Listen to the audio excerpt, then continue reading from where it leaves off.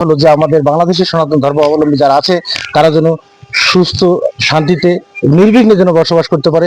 জয় বাবা শনিদেব। আজকে শনি পুজো চলছে সারা বাংলাদেশে। তো অসংখ্য ধন্যবাদ সকল বন্ধুদের আছে আন্তরিক অভিনন্দন, শুভেচ্ছা, ভালোবাসা। আমরা বর্তমানে এসেছি রাজারহাট উপজেলার ঘড়িয়ালদাঙ্গা ইউনিয়নের কোটেশ্বরে শিব মন্দিরে।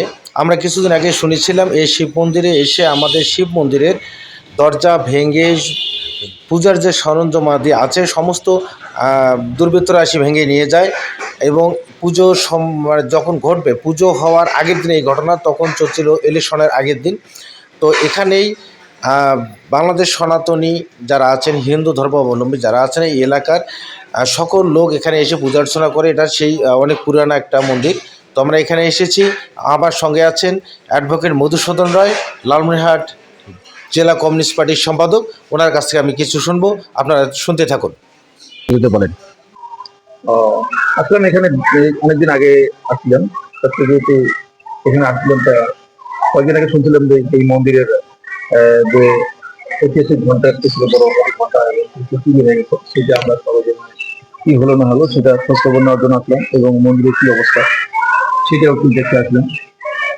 কারণ এইখানে যে আমাদের সনাতন ধর্মাবলম্বীদের যে একটি বাৎসরিক পূজা হয় শিবরাত্রির ব্রত, সেটা আমাদের অঞ্চলের মধ্যে এই জায়গাটাই সবচেয়ে বড় আকারে হয়। এটা অনেকেই এখানে আসে পূজা করার জন্য।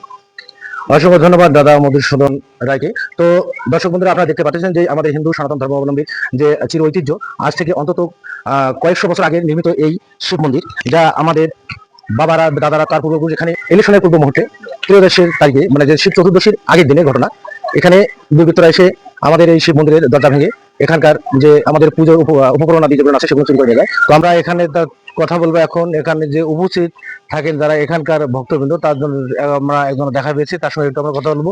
তো দাদা, এই ব্যাপারটা নিয়ে যদি আপনারা কিছু কথা বলতেন। আসলে আমাদের ঘটনাটা যে মুহূর্তে ঘটে তা হলো ঠিক নির্বাচনের একদিন আগে, হয়তোবা কোনো অপরিচিতর ঘটনা ঘটানোর জন্য আমাদের এখানে মন্দিরে হামলা করছে।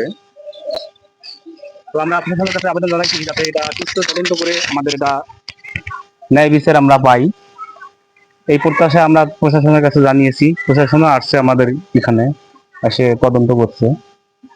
তো আমার মনে হয় যে এটা কেউ অপ্রীতিকর ঘটনা ঘটানোর জন্য এই কাজটা করছে, কারণ নির্বাচনের ঠিক একদিন আগ মুহূর্তে, নির্বাচনের 3 দিন পরে আমাদের এখানে শিব চতুর্দশী ব্রত পালিত হয়। হয়তোবা সেটাকে বিঘ্ন ঘটানোর জন্যই এই ঘটনাটা ঘটিয়েছে। অসংখ্য ধন্যবাদ। আমাদের এই হিন্দু সনাতন ধর্মাবলম্বী যারা আছি আমাদের বাংলাদেশের প্রেক্ষাপটে, তা আমাদের এই পূজা অর্চনা থেকে শুরু করে যে কোনো স্বার্থন্বেষী মহলরা এসে আমাদের এই পূজা অর্চনা থেকে শুরু করে সব জায়গাতে তারা গোলমাল পাকিয়ে যাচ্ছে। তো বন্ধুরা, ভিডিওটা অবশ্যই দ্রুত ছড়িয়ে দেবেন, এরকম যেন অপ্রীতিকর ঘটনা না ঘটে। আমরা এই দিক দিয়ে সবসময় সচ্ছা থাকবো। তৎসঙ্গে আমাদের সনাতন ধর্ম অবলম্বী যে বন্ধুরা আছেন, যারা ভিডিওটা দেখতেছেন, প্লিজ সবাই দ্রুত ভিডিওটা শেয়ার করে দেবেন। আমাদের যে মন্দিরগুলো আছে প্রতিটা মন্দির যেন আমার সুরক্ষিত থাকে, সরকারের কাছে আমরা এই আবেদনটুকু করবো। আর আমরা বাংলাদেশে বর্তমান যে সরকারের অধীনে আছে, এতদিন কিন্তু আমাদের সরকার ছিল না, কিন্তু এখন সরকার গঠন হয়েছে। তো সরকারের কাছে আমাদের একটাই নিবেদন এটা সেটা, এবং আমাদের পূজা অর্চনা থেকে শুরু করে আমাদের মন্দির দেব দেবী পূজা যা আছে সবকিছু আমরা নির্বিঘ্নে আমরা করতে পারি, এইটাই আমাদের থাকবে তাদের কাছে চাওয়ার, এতটুকুই। তো পরবর্তী ভিডিও দেখা হবে ভিডিওতে। তো ততক্ষণ আপনারা সুস্থ থাকুন, ভালো থাকুন, এই কামনা করবো। সবাইকে ধন্যবাদ, নমস্কার ও আদাব রইল।